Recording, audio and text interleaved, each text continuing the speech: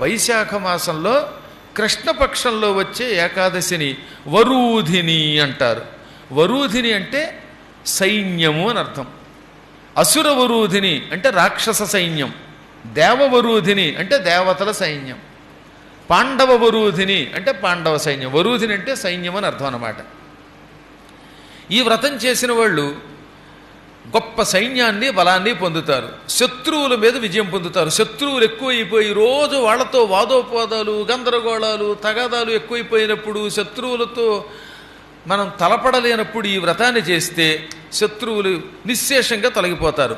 మాంధాత ఈ వ్రతం చేయటం వల్లే శత్రువుల మీద జయం పొందాడు. ఈ వ్రతాన్ని తిరస్కరించగానే లవణాసుడి చేతిలో మరణించాడు.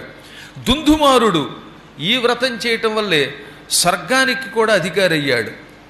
బ్రహ్మకపాలం చేతిలోంచి విడిచిపెట్టడానికి శివుడి వ్రతం చేశాడు. ధర్మాంగదుడు వైకుంఠానికి వెళ్ళింది ఈ వ్రతం వల్ల. అశ్వదానం కంటే, గజదానం కంటే, భూదానం కంటే, తిలదానం కంటే, స్వర్ణదానం కంటే అన్నదానం అధికం. కాబట్టి ఈ వ్రతం చేసిన వాళ్ళు అన్నదానం కూడా ద్వాదశి నాడు చెయ్యాలి. కాబట్టి వైశాఖ మాసంలో కృష్ణపక్ష ఏకాదశి నాడు ఉపవాసం ఉండి శ్రీహరిని ఆరాధించి ఆ మరునాడు ద్వాదశి నాడు అన్నదానం చేస్తే వాడు గొప్ప బలం పొందుతాడు, జనబలం పొందుతాడు, శత్రువుల మీద విజయం పొందుతాడు, గొప్ప గొప్ప పనులు సాధించుకుంటాడు.